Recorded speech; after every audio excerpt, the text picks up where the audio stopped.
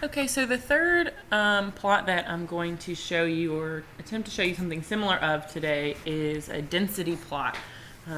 This is a plot that will use work experience as a measure, and we'll look at its frequency to see how many times certain people, to see how many people have certain amounts of work experience. But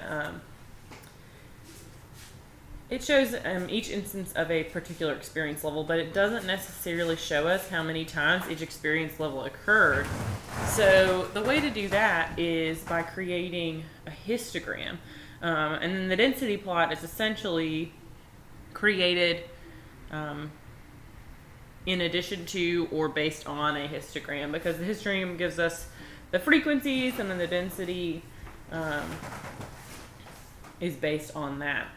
And in Tableau, histograms use bins or groupings of measures of a variable.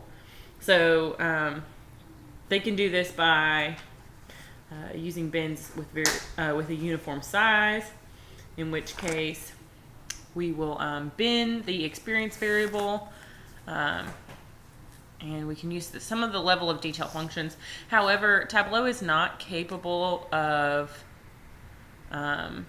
giving us a density plot in addition to the histogram. And so, although we could plot a histogram for you, it wouldn't necessarily give us the plot that we want. So, instead, we found an alternative method online, and I'll go ahead and plot the basics of this. So, in row, we want experience. So we'll go up here, put experience in row, and then from there, you can see that it lists all the different instances that experience occurred. Make sure that this is continuous.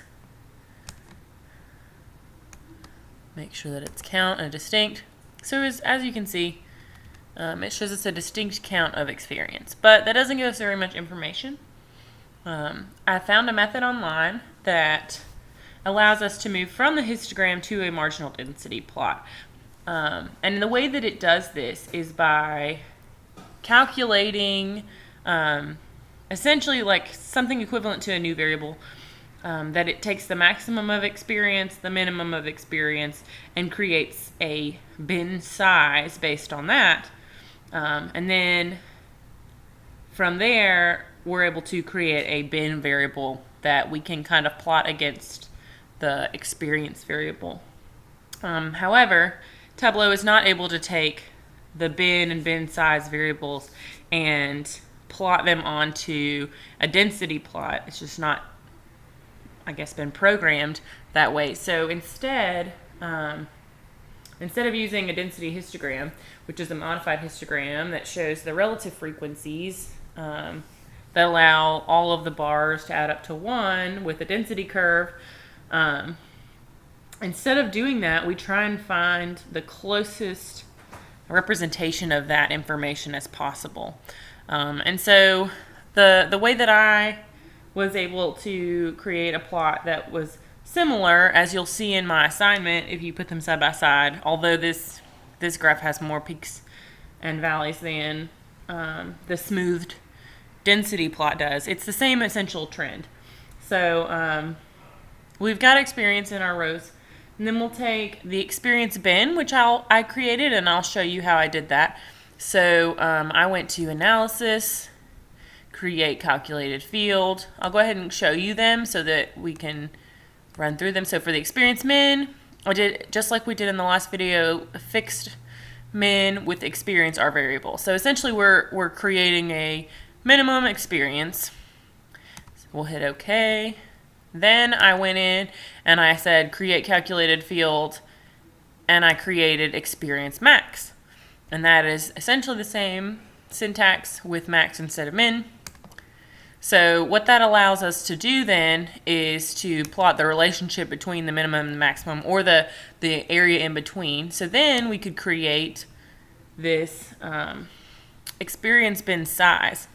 And essentially that's the max minus the min divided by experience bin size, or the variable we're creating. So from there, all of that put together allows us to create the experience bin that will be used. So this equation here allows us to create those bins. And so it takes the floor command and kind of creates this variable. So from there, if we were to take the experience bin and put it in our columns, if you notice, it doesn't necessarily plot what we're hoping it would. It doesn't really give us a trend of anything.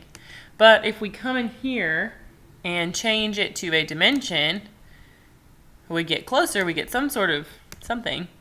But then we change it to measure count. And let me see. At that point, I think maybe I'm missing something. Hang on just a second. Excuse me, it's supposed to be a dimension. And it's supposed to be continuous, okay. And then, oh, this is the problem. This is supposed to be count, not count distinct. So at that point, you can see that it kind of gives us this line. So if you imagined, and I actually prefer to use the area chart because I think it allows us to see the area under the curve better. But if you were to run your cursor over the peaks and then come down to the tops of these peaks and then slightly back up and down to these, that actually is very similar to the density plot curve in R that will be shown in my assignment. So this is the closest thing that I could find that still gave you this some indication of the relationship, and hopefully that is sufficient.